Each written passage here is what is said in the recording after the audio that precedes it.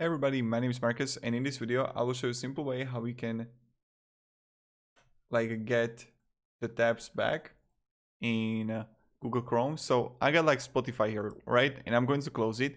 And how to get it back? So you want to look on this, what I'm going to write in the search. Control plus Shift plus T, all right? This is what you need to press. Control plus Shift plus T, and voila, I got back my Spotify. So again, Control Shift and T, and voila.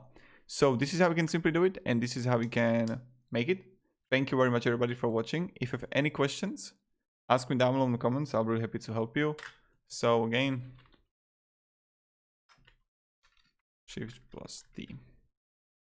And yeah. Goodbye.